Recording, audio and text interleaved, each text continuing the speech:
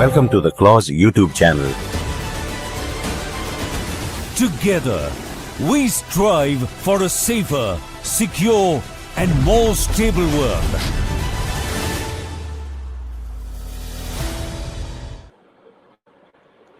Welcome to Clause YouTube channel, Strategic Frontlines. Today we have with us Lieutenant General VP Singh, AVSM, YSM retired. General Singh specializes on national security and is a strategic affairs expert related to South Asia. We also have Major General RPS Baduria, VSM retired. He is the Additional Director General of Clause and also a strategic analyst. Please also welcome Major General Andy Prasad, AVSM, VSM retired. He was the Deputy DG of Center of Contemporary China Studies and is a China expert. I welcome all of you to today's podcast. Today, as we know, that China's influence in South Asia is growing, and that is what we are going to discuss today. The Chinese influence is visible in terms of its trilateral and quadrilateral alignments. And there are 4 countries, basically Pakistan, Bangladesh, Afghanistan, and of course China. We know that China, Pakistan, and Bangladesh had a trilateral meeting in China in June. And prior to that, the 3 foreign ministers of Pakistan, Afghanistan, and China met in China in May. The objective of all these may be twofold. One is to counterbalance the influence of India in South Asia. And second is to expand China's geopolitical leverage through trade and connectivity. China is trying to strengthen its strategic axis in IOR on both the eastern and western flank of India. So my first question is to General Singh. What, in your appreciation, is these groupings all about, both in terms of challenges, what they're going to face, and will it be successful? Because if we consider all these countries, they have internal and economic challenges. So your views, please. Thank you so much, Dr. Roshan, firstly, for getting me on the show. I hope you were addressing to me only. Yes. Yeah. Okay. Okay, thank you so much. So, let's see like this.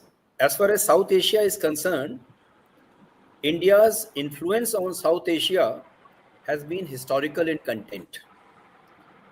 It's a very, very old civilization which had a very, very indelible impression and influence on the neighborhood of India as we see today. In fact, 2 of them that you mentioned, Pakistan and Bangladesh, were part of India not so far back in history. So as far as India's influence, relationship, connect, and everything else is concerned, it's a historical issue. It's not really issue, it's a historical factor.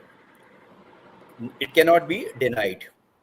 The second thing is, but India was always regarded as a gentle giant, a benign power with great influence, with no expansionist design, no revisionist ideas, simply a big country friendly to all its neighbors, including those who were part of us before 1947.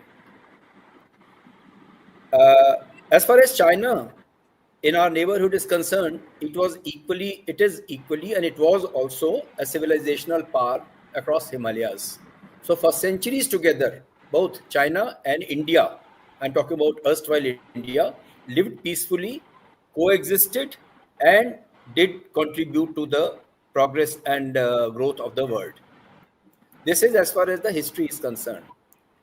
Now, why I dwelt on this history part of it, because the events that we are talking about and the things that we are witnessing today are very, very recent. Compared to this relationship and the legacy that I just spoke about, they are not even a speck in the scale of time. Firstly, so my first point is that this should not, this should not make us nervous, number one.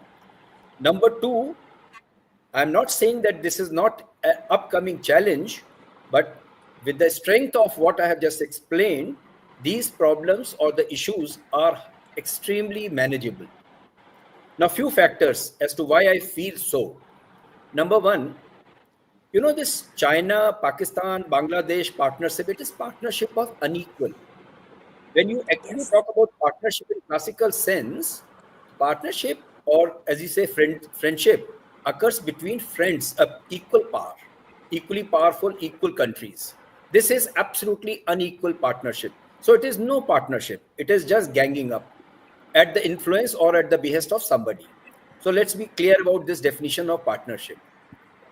Number two, any visionary leadership.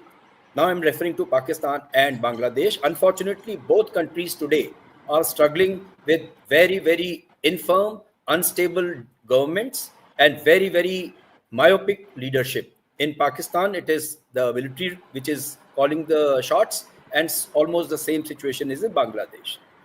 So if you just focus on this aspect, you will feel things are not very good for India. But if you take a little longer view, just take your mind back to Pakistan of Atal Bihari Vajpayee time with Nawaz Sharif as the prime minister. Who could have said that 20 years down the line, these kind of things will happen? And therefore, who cannot say, or who can say that 20 years down the line again, by 2050, we will have a different equation with Pakistan and Bangladesh? Bangladesh, just about a year back, we had a fantastic relationship. So if it can turn southward, it can definitely turn northward. So that's my second point as far as the optimism is concerned. India has many, many strengths. Most importantly, its influence in IOR region because of, I would say, mid-sized navy. I am not saying it is a absolute blue water navy, which both these countries, I'm talking about Bangladesh and Pakistan, leave China for the moment away, have got no capacity to damage or impact on India's influence in south, that is ocean. The third part is geography, which is the land part of it. Both Pakistan, Bangladesh, and Afghanistan, they are far apart. So when you say partners, if partners are not connected, they are only telephonically partner to each other. Their coordination to actually challenge a state like India becomes questionable.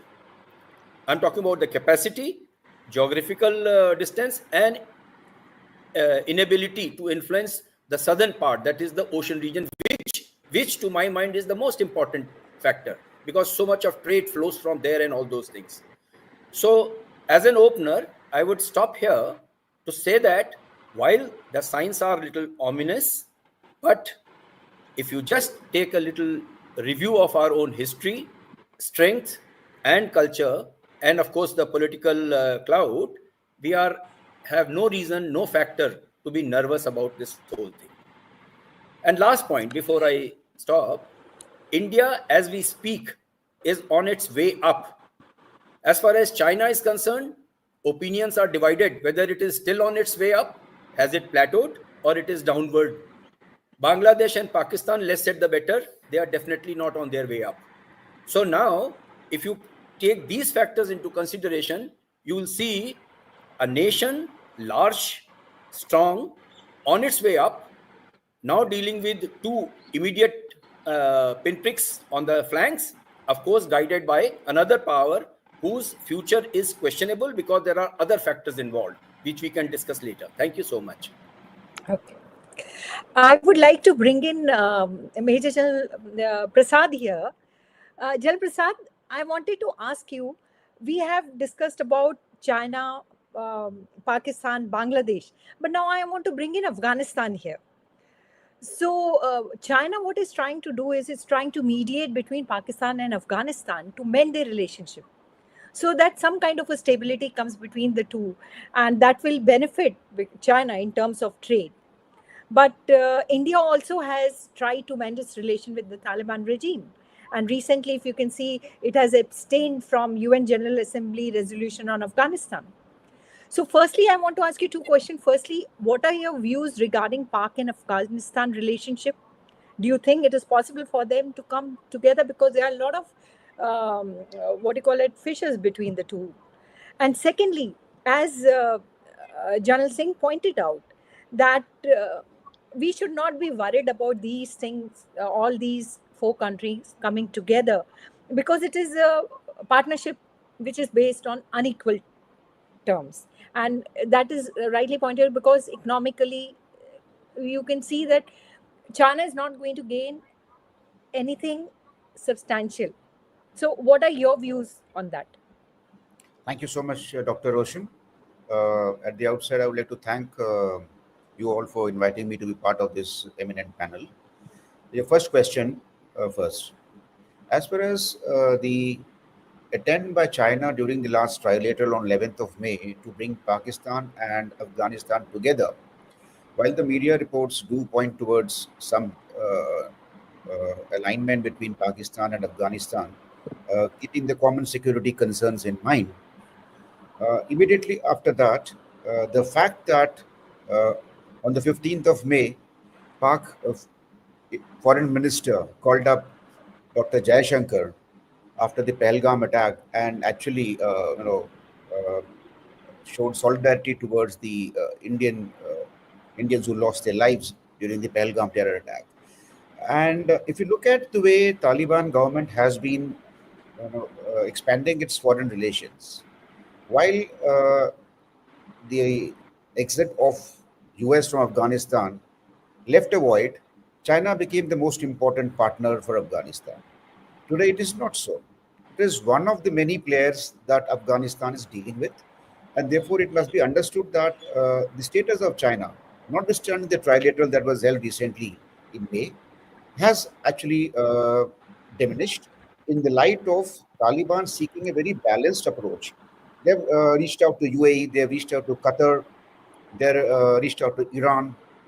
Russia is dealing with Taliban government now, and very soon they'll have an ambassador. And the outreach from Taliban foreign minister to Dr. Jaishankar, potentially they're in talks with US. So all this points towards Taliban losing the confidence in Chinese attempts and China-Pak trilateral to really give push to the desired developmental agenda that actually this came up with. The trilateral dialogue of Pakistan, Afghanistan, and China, as also the Tunshi initiative of China of 2022, have really not delivered as far as Afghanistan and Taliban are concerned. So while this initiative looks very good, the trilateral dialogue that they had in terms of getting Pakistan and Afghanistan on the same platform, they're going to meet again in Kabul very soon. The Taliban government has seen the pragmatism in reaching out to more number of countries, and therefore I see that Afghanistan is in a flux now. And the leverage that China and Pakistan thought they had is possibly not really there, and therefore it is a country which would be very important when we look at the proposed quad that people are talking about of Pakistan, China, Afghanistan, Bangladesh. It will be Afghanistan which will actually decide whether this will really take shape or not, as far as the current dynamics are concerned. Your second question about the quad itself, or the proposed quad, or how this is going to take shape as far as we are concerned, I think all strategic experts in India have taken note of the two trilaterals that have been held, one in Kabul and other in Kunming. Does it bother us? Certainly, we have to take note of it. As far as Bangladesh is concerned, we have an interim government which today is probably not in favor of India.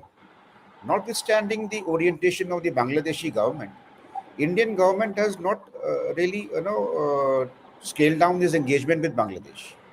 Look at the Bangladesh, Nepal, India sharing of electricity and those agreement that we have. It's still in force. And our engagement with Bangladesh government at all levels is continuing. Therefore, I feel that in the light of deep cultural and historical ties that we actually enjoy with Bangladesh and all the countries of South Asia, as noted by General VP Singh also, we should, when you take the longer view of all this is possibly a phase that India is going through, wherein India-Bangladesh ties are at their lowest. But I'm confident that with passage of time and when the interim government hands over to the government which will take over, in the interest of the peoples of both Bangladesh and India and the region at large, I'm confident that the relations will again move forward as expected. And this Quad, as it is proposed, or some people in Pakistan and China would like us to believe, would remain a pipe dream. I will stop here. Um, Okay. I'd like to bring in General Bhaduria here, and I would like to ask you two questions. Firstly, do you agree with our previous speakers, what they have spoken about? Like, it's a very myopic leadership that is present in Pakistan and Bangladesh, that they are trying to gang up together. And probably we have to wait till next year for Bangladesh when the elections take place and they have a actual real government to see that. And it is all these things are unequal partnership.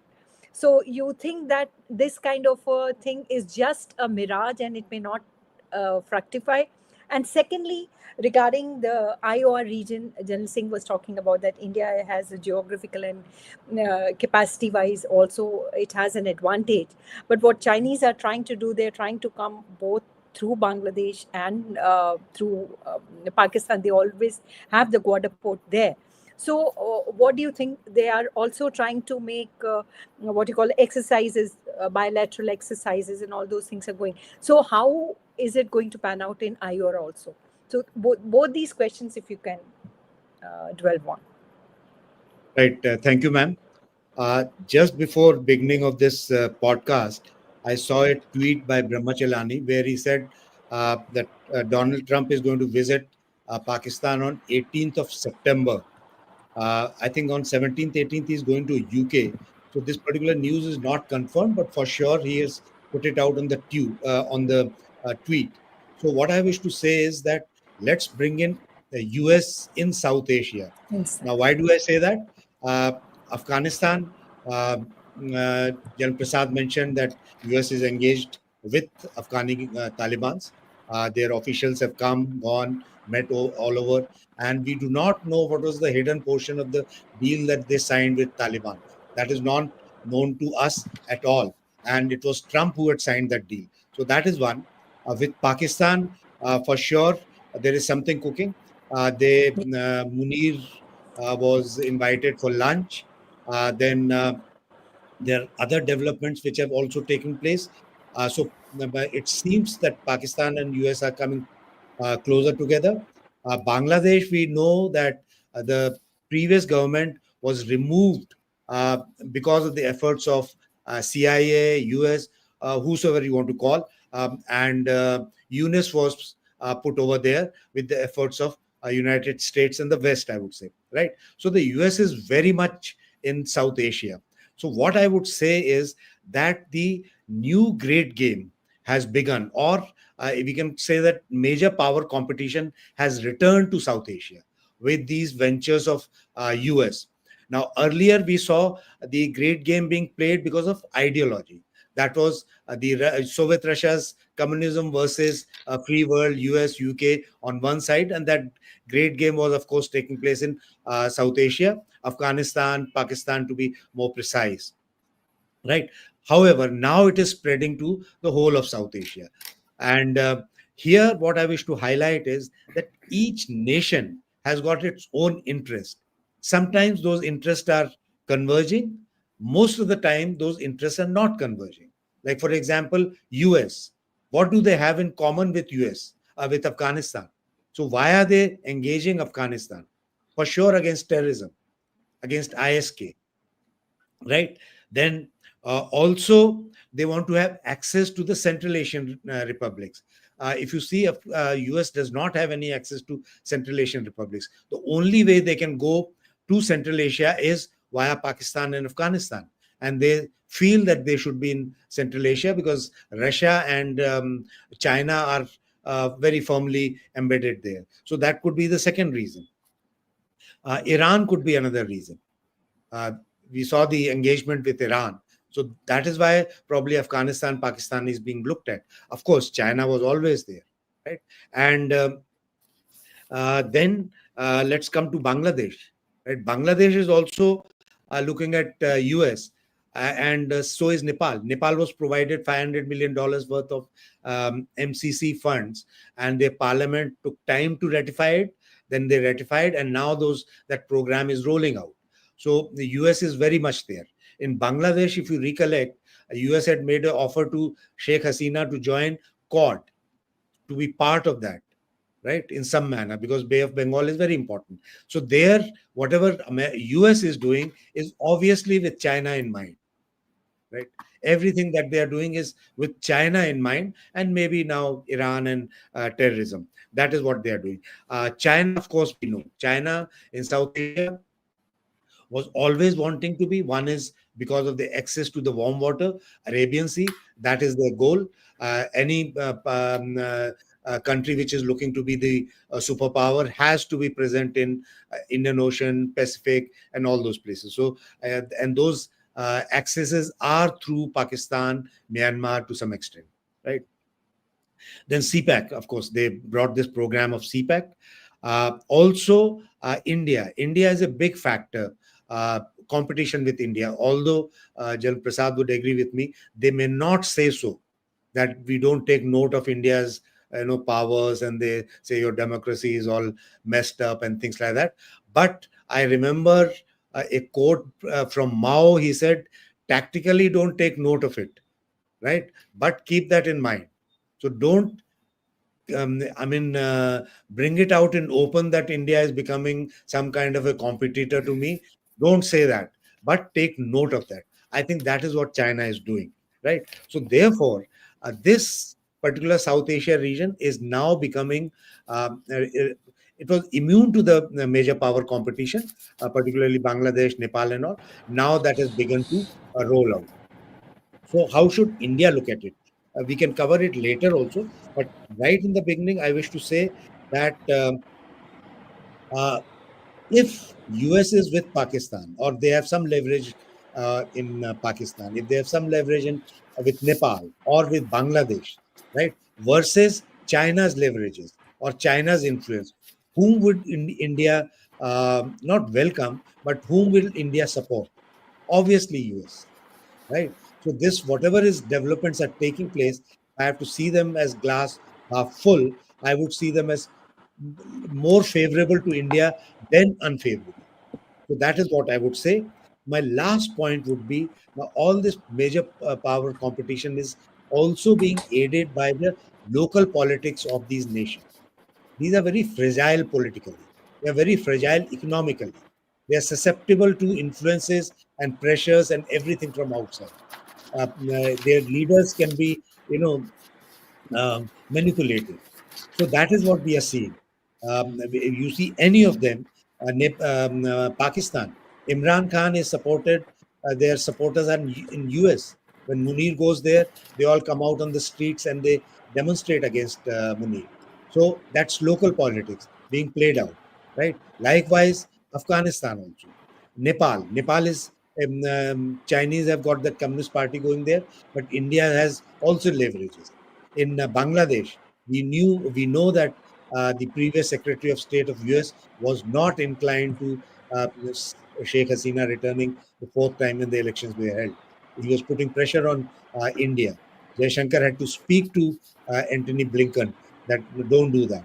But ultimately, that government had to go. So here, what I'm trying to say is these are the contours of emerging this thing. Now, can this be avoided? No. In today's world, it cannot be avoided. These smaller states will hedge one against the other. They know their importance.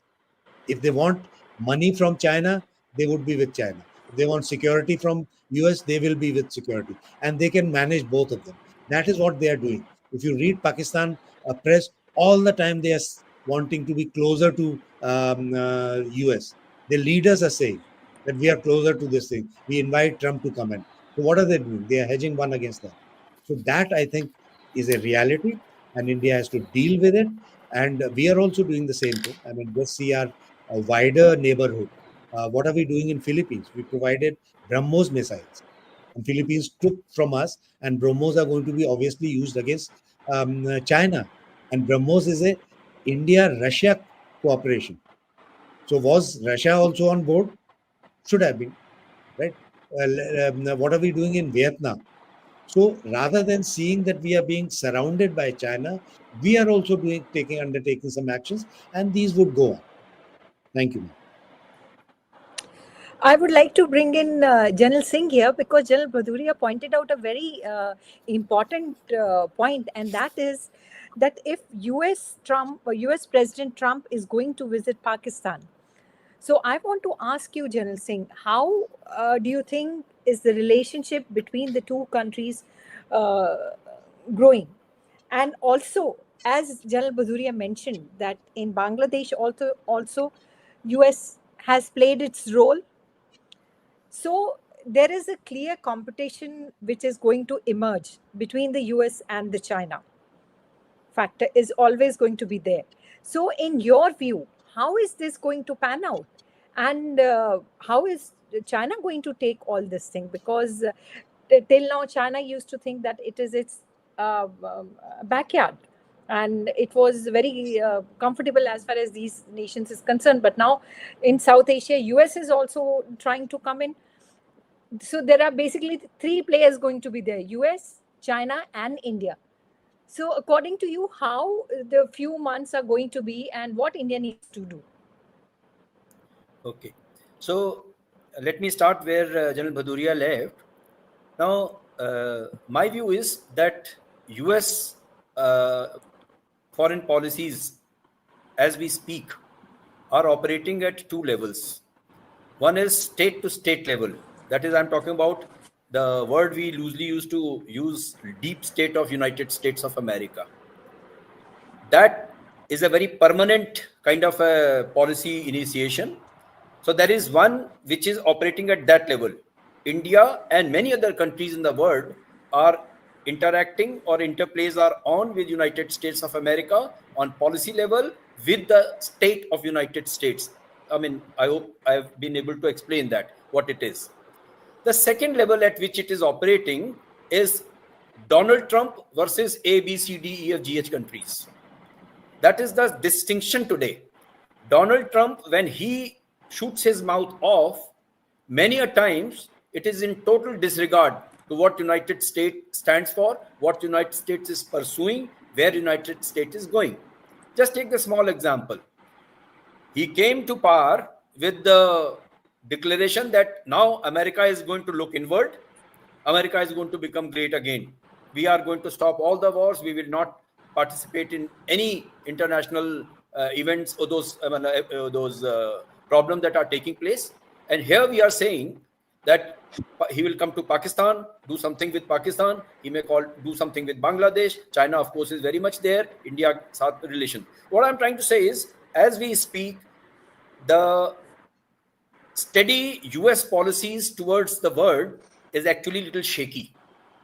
And all kind of things are happening around. So people are not very sure as to what actually he means when he does some particular thing, any aspect. And therefore, my one point, what should I say? I'm no one to advise, but my one point suggestion would be that we, India and the policy makers, have to hold on to next 3.5 years with solid grit and determination to keep the ship steady. We have to wait through this Trump era, which is very, very diabolic, not really diabolic, but very, very unstable in content and policies. I mean, if I use just one word for that, it sounds transient most of the time. That is one point. The second thing I want to say, that like when he's coming to Pakistan, as General Bhaduria mentioned, say he comes on 18th of September. He's also coming to India for attending the Quad. Now, the question that I ask is this: whatever interest America has in Pakistan today, like inviting Field Marshal for dinner, lunch, and all kind of things, whatever interest that they have, can it be at the expense of the greater interest where he has to push back China, that is participation and functioning of Quad? So he is coming for Quad, and he's also doing something with Pakistan. Now, my basic understanding is, I mean, I may be absolutely wrong, that Donald Trump as a person is also looking at Pakistan as a 2 or 3 more things. One, he knows that there is no second term for him. So make hay while the sun is shining. So for sun to shine, there is a cryptocurrency interest in Pakistan. There is a rare earth mineral interest in Pakistan, essentially business interest in Pakistan. And of course, there is a strategic interest that pull Pakistan away from Chinese influence, that is its involvement in CPEC. So if I just say that these were the 3 main factors for which he is coming to Pakistan, and of course the proximity with Iran and Afghanistan, to see that there is a watch tower available in Pakistan, to see that these 2 countries are not creating trouble for America. So it appears very obvious that these may be the goals. What is his goal for India? It's an absolute long-term goal. That is the United States' interest to ensure that Quad remains stable, strong, and grows.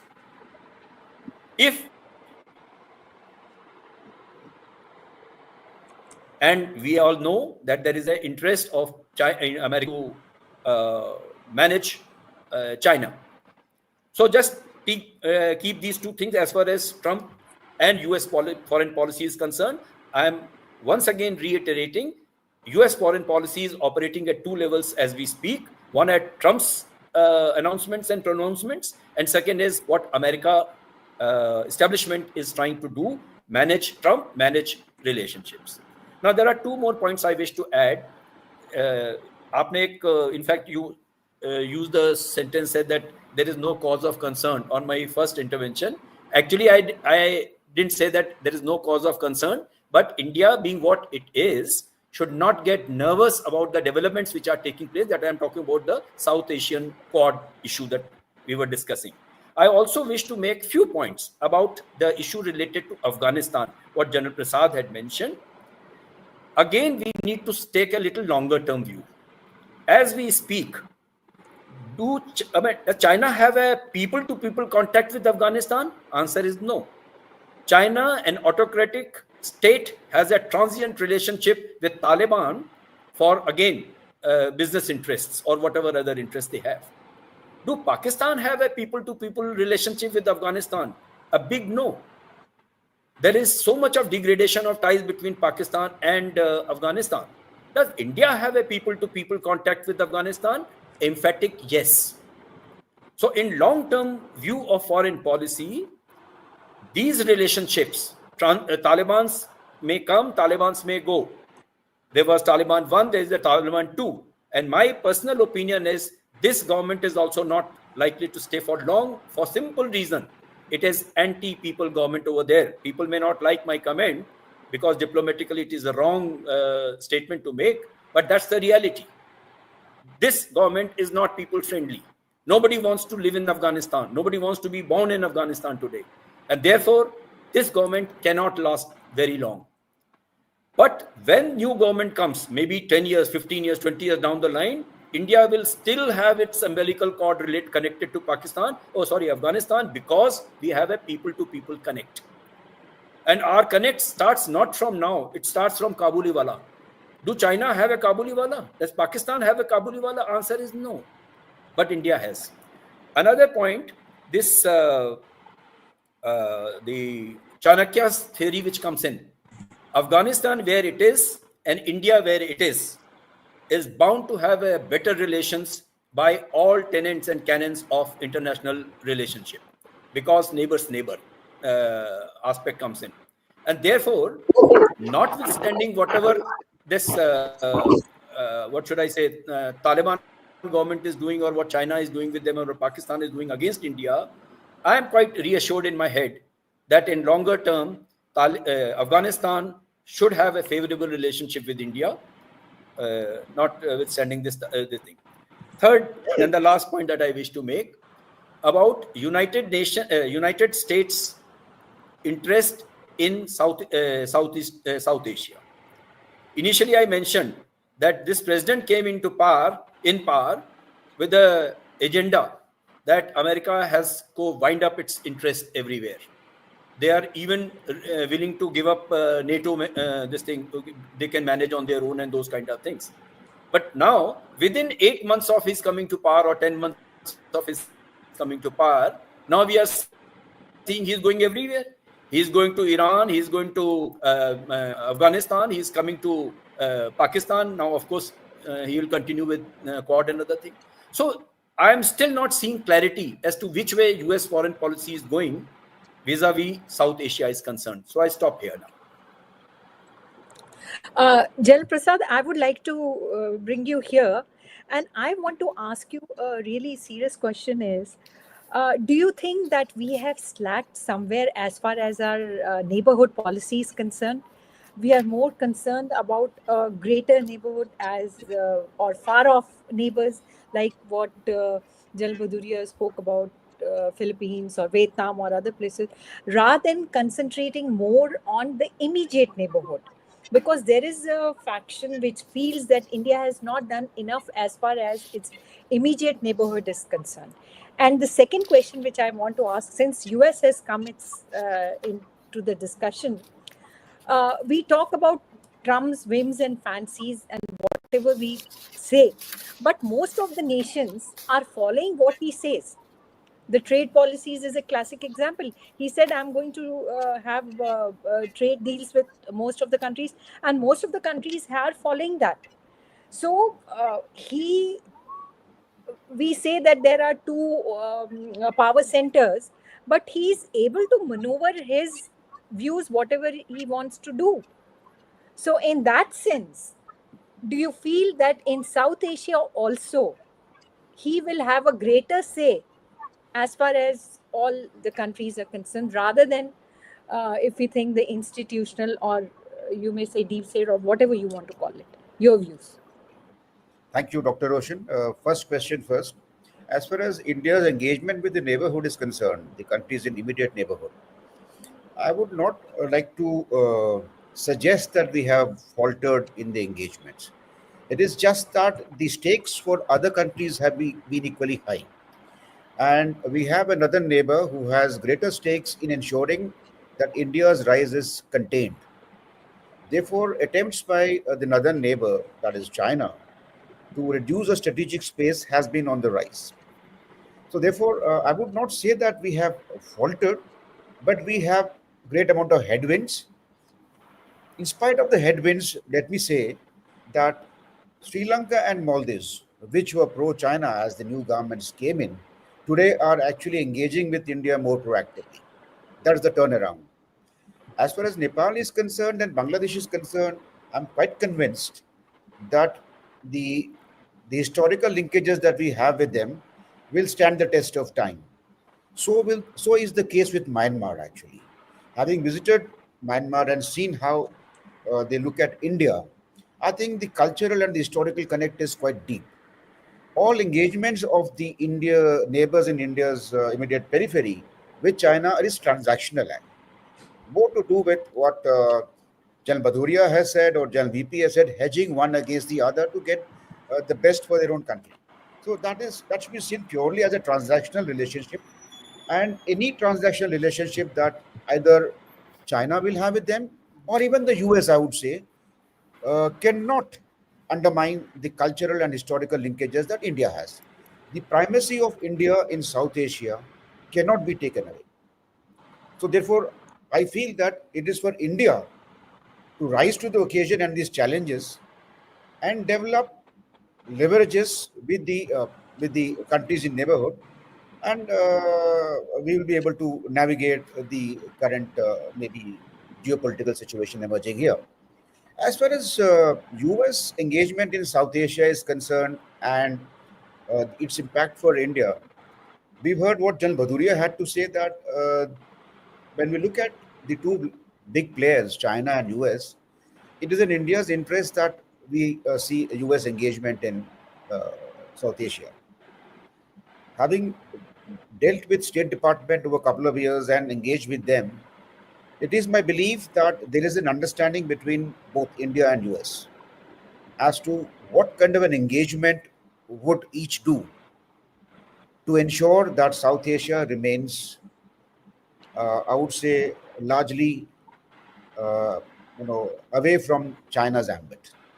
So whatever it takes, Trump may keep saying whatever he has to articulate. That's his way of saying. But At the government to government or the State Department to MEA, there is an understanding as to what each country must do, and it is very clear in even in the officials of the State Department that as far as South Asia is concerned, India remains the primary agency which can shape the contours of South Asian development. So that is something which we undermine ourselves, but I think there is a time for us to understand that we remain primary, I would say, security provider, and also the country that drives the growth of South Asia. We will have headwinds. Pakistan will never converge with us. We have BIMSTEC, we have other agreements and forums in which we are dealing with uh, South Asian countries. I think we should not get unduly perturbed with what's happening with the two trilaterals, or not be too perturbed with what's happening with one country or the coming. The smaller countries also realize the importance of India. India is the only connect that they have with the outside world for every other aspect of their day-to-day life, and they will hedge between India and China. It's but natural. They will look for best of outcomes for themselves. That's what I have to say. Thank you. Jalan Bhaduria, I would like to bring you here, and I would like to ask you, do you think that we need to recalibrate our neighborhood policy? Do we need to do more bilaterally or multilaterally? Or do you think that what we are doing is enough? And General Prasad was talking about BIMSTEC, and I would also like to ask you that connectivity is very important for us both in the eastern sector as well as the western sector. So Afghanistan and Bangladesh and Myanmar are important to us. So what is the future of BIMSTEC and our East policy? Both the questions. Yeah. Right, ma'am. So I'll start by saying that I agree with both the speakers that China is actually ring fencing India and to balance our rise, and also for their own strategic interests, which are having access to the Bay of Bengal this side and the Arabian Sea. So that is given. Now, obviously, when they are doing this, and we also have interest with our periphery because they are our immediate neighbors. So this thing will rub, and whenever there's rubbing of two things, then there's friction. So that friction is what we need to actually manage. Now, so long these countries do not act against our national interest, the worry should not be so much. Now, we cannot have absolute sway over these countries. I don't think that is possible. Even US is not having complete sway over Latin America, which they used to have in earlier times. Right? Brazil is hedging this thing and is also doing business with China. So, like that, those absolute influence, those days are gone, right? So long these countries are not actually acting against our national interest, we should be quite okay with them, whatever they are doing. So, what are our national interests in Afghanistan? Of course, the terrorism and our access to Central Asia. That is INSTC, the International North-South Trade Corridor. In case we have access, which is through Afghanistan, we are quite okay with it. Bangladesh, our Act East policy is dependent on Bangladesh being with us and connectivity through Bangladesh. So long that is there, we are quite okay with it. Nepal, we have historical ties. I mean, Nepal is a very, very different kind of country because here the bonds are very deep. Like Minister Rajnath Singh says, "Beti roti beti" or something like that. Uska hamara rishta hai. Means you have marriages, you have movement of people to the extent that we have open borders. So Nepal is a very different this thing. Pakistan, of course, is a very different country. So long we can manage terrorism in South Asia, we will be quite okay. Now, these countries, and particularly Pakistan, right, not the other countries, are wanting to find an alternative to SARC, right? And that is where China is also helping them. But is that possible, having an alternate to SARC? If you just see the map of the South Asia, India is just at the heart of it, right? All 6, 7 countries are connected to India, but they're not connected between them, right? Like what Jan VP Singh said, they do not have linkages with each other, physical linkages.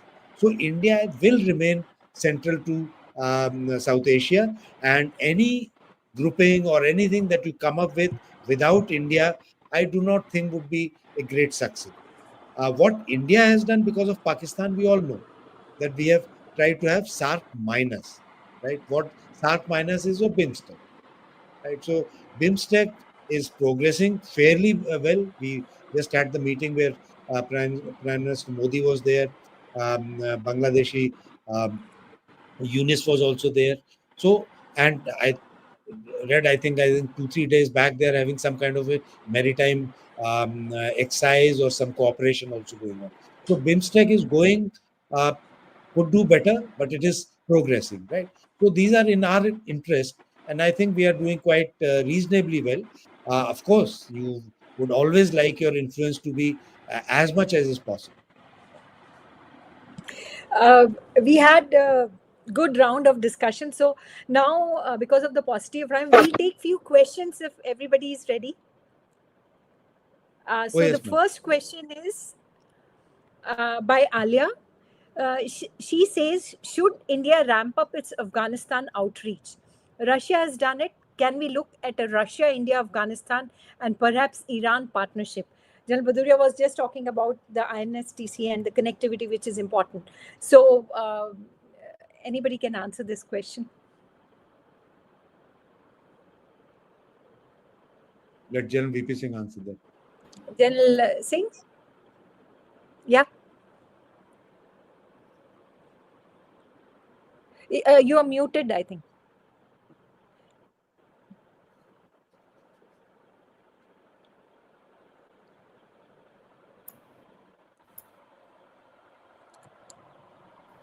Yeah, sorry. So Yes. as far as our requirement of an outreach is concerned, well, I would say that we have never allowed our guards to be brought down vis-a-vis Afghanistan. We have remained connected. What is actually happening is, where people are getting little upset or nervous about, is seeing the last 2 years of Taliban government over there. Even there, we have made our inroads revised again, reaching out to them. And actually, to be very honest, we don't require any other country to help us in reaching out to Afghanistan, except for Iran, where we have a connectivity issue with, Chabahar port and Afghanistan connectivity. And we are quite harmonized there as well. Now, the problem comes is that when we have this outreach to Afghanistan, what are our goals? Just a minute back, General Bhaduria, when he was talking about the policy towards neighborhood, and every time it is being compared with what China can do or what India can do. Well, the answer is that what China can do today monetarily, India cannot do. That's the reality. However, let me remind a Chinese saying, which says that if there's a hungry man, you give him a fish to eat, he'll be hungry again tomorrow. But if you teach him how to catch fish, he'll never go hungry again. Unfortunately, China today is doing the other way around. He's just giving fish every day, enhancing the dependency.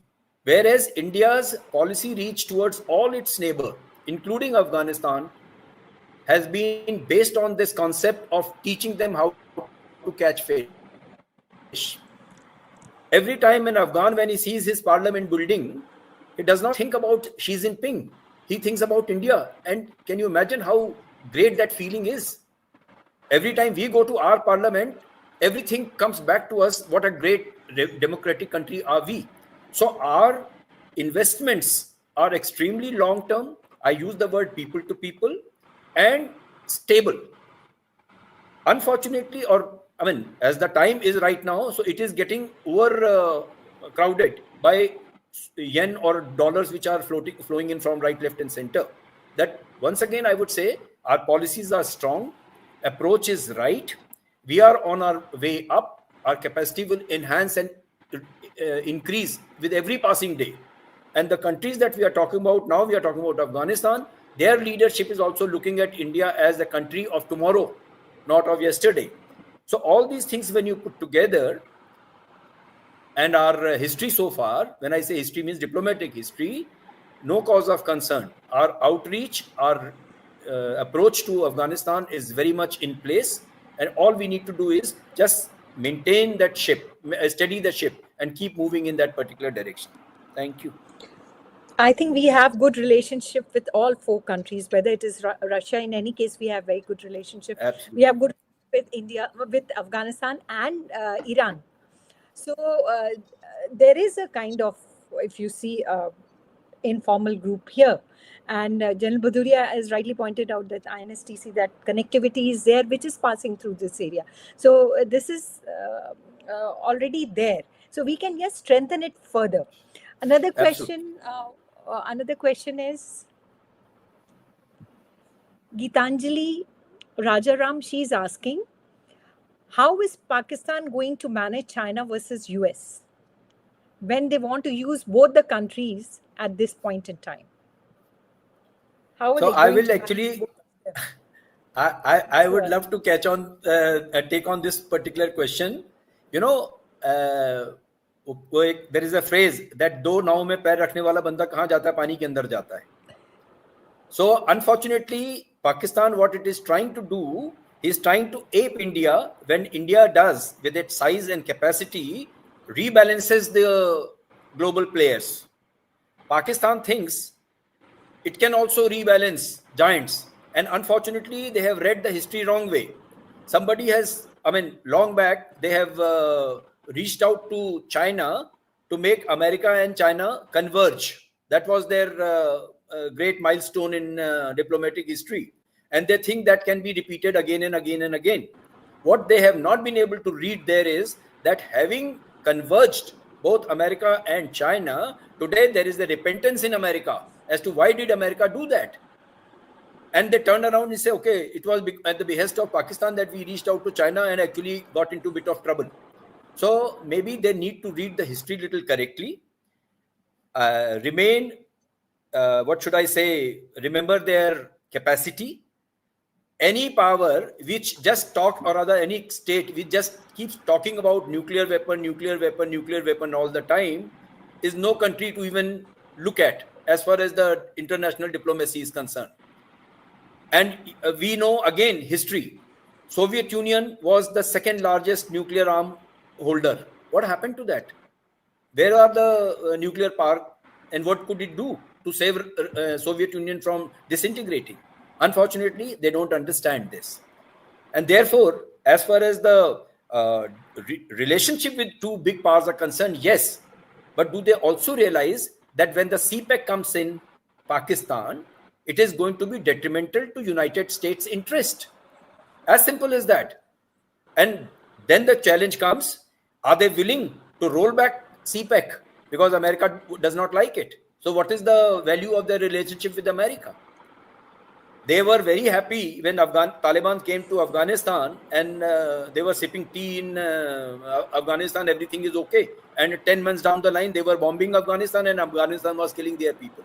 So it's a very, very myopic thought that they can deal with two giants with zero capacity at their disposal. Thank you. Sorry for jumping in to answer Bhaduria and Jal Prasad, would you like to add on something? You can ask Jal Prasad, then I'll just make one or two. Yes, Jal Prasad. I think Pakistan has historically shown that they were the ones which got US and China together. They have been dealing with them all these years, and they have learned the art of dealing with them both at the same time. If you look at the Pakistani nuclear, I would say, developments, while they were helped to a large extent by the Chinese, it had the US acquiescence actually. US turned a blind eye when the Chinese were supporting them. And so I don't see Pakistan not being able to manage both. They're adept at creating a strategic compulsion on the two to ensure it remains relevant to both. As far as China is concerned, it is a proxy which comes as a thorn in our flesh. And it is something which China can use effectively to keep us tied down. And as far as America is concerned, with the with the developments in Afghanistan and Taliban reaching out to a large number of countries, including Russia, I see a renewed interest that America will develop, as also the developments in Middle East, which call for, like Jan Bhaduria and Jan BP have said, a watchtower in Afghanistan. So there would be a strategic compulsion on both. Not that they are in love with Pakistan, but they need them. So it is just that. Jan Bhaduria? Yeah. I just want to make two short points, right? Slightly different. Now, if you see that, Pakistan, the army chief, he nominated or he recommended Trump to be given the Nobel Peace Prize. Then when he came back, there were a lot of anti-Trump sentiments in Pakistan, including one of their politicians, Rahman. He said in parliament that it should be withdrawn and things like that. What I'm trying to say is that in Pakistan, anti-US sentiments have been always there. It is not something new.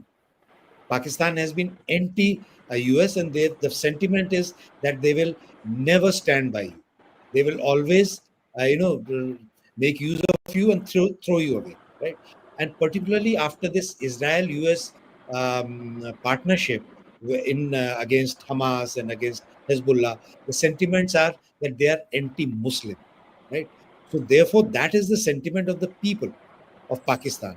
Yet their leadership is going closer to Trump and US. Why is that? So we need to ask the question, why? Is it something strategic? I do not think that Pakistanis, particularly the kind of leadership that they have, they think that long term, right? They always think short term, and they think in their own personal interests. So what are their personal interests, right? And I keep saying it all the time. Look at their money. Where are the dollars which they've earned from US when they were in Afghanistan or otherwise? Where are those dollars? Obviously not in China.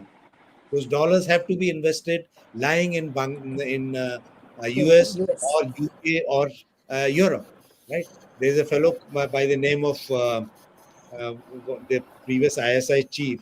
Um, he owns a huge chain of these fast food joints, and people say the money was from this fellow. Right? His money is invested in US, and there's a huge, I'm forgetting the name of that, John Papa or something like that. That chain is owned by the one of the ISIS chiefs, right? America knows it. They understand the leverages that they have on the leadership. So this leadership will be managed by US, right, rather than the other way around. One last quick question and quick comment if anybody has. This is by Shritik Kothari, and he says that we may not be threatened by such a funny group, but we must remember that China is concerned by Quad, not because of reality, but a perception. So, off-park terror perception may raise hackles in India. Quickly, comments if anybody wants to give. General Prasad, would you like to come Yeah, in? General ND can take a shot. Yeah.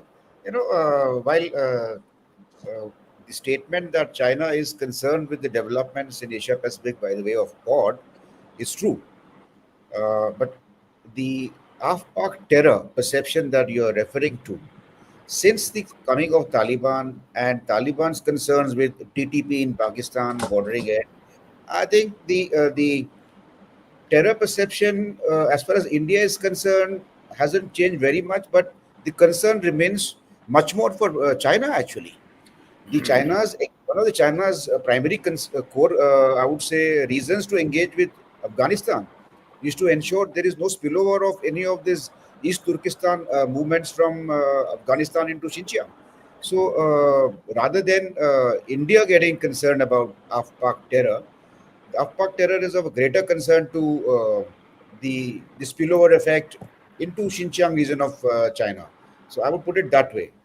And yes, the current dynamics between Afghanistan and Pakistan, with the Afghan concerns over TTP, it'll keep them mutually engaged, and I think we can take a view from a distance.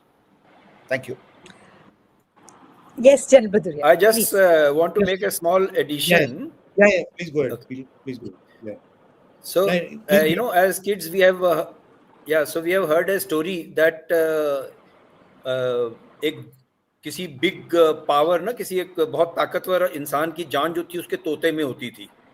तो Pakistan has a mistaken believe that she is the तोता जिसमें America और China दोनों की जान पड़ी हुई है, without realising actually both America and China have Pakistan's neck in there hand. So they need to understand the strategic situation that Pakistan, yes, is a tota, but not with America or China's soul life in their hand. It is their Pakistan's life which is in their hand. And when you are getting, involved with two big players, when elephants fight, grass gets trampled. And what happens when you are trying to play on both sides of the court with America and China? Then Bhaduria has mentioned what lies in America of Pakistan. And Chinese also know that. So when you are trying to be too smart, you get to a very, very, I would say, sad situation. That's my comment for Pakistan and its smartness to deal with America and China is concerned. Yes, every country deals with all the stakeholders. Even Maldives has been dealing with India and China. They visited that country and did everything, which is hardly a speck in the Indian Ocean. So that is not a great thing. But to punch well above your weight is a very dangerous situation. And particularly when those two big powers are about to fight. That's my point. General Bhaduria, last point. Yeah. Ma'am, today I read a news where in Bangladesh there are two TPP operatives who were found, Tehreek-e-Taliban Pakistan. Right? It was surprising that how come they have come to Bangladesh and they have been apprehended by Bangladeshis. Now, so what does it say? The terror is spreading to Bangladesh also, and these are Tehreek-e-Taliban Pakistan. So is it in Bangladesh's interest? I don't think so. They would be worried as much as we are worried. And Sheikh Hasina had taken a lot of steps to curb the terrorism in Bangladesh. I'm sure the present regime would also be concerned about the terrorism and fundamentalist rising in Bangladesh, which is in our interest also, right? So the terrorism from AFPAC region is of concern to, like what Jan Prasad said, to China, to India, to US, to even Bangladesh, to everyone, to Russia. Why is Russia coming closer to Taliban? And they have recognized, the first country to recognize Taliban as a government is because of the terrorism. They do not want the terrorism to spread, to come to Russia. They also do not want fundamentalists to come to Central Asia. They are worried about that, and that's why they have recognized, and probably they will now see that, if they can stop it, they will stop. We had a very extensive discussion on South Asia, and we also discussed the extra-regional powers, how they are going to impact this region. I would like to thank all the panelists and also all our listeners for today's podcast. Thank you so much. Thank you, ma'am. Thank you very much. Thank you so much. Thank you.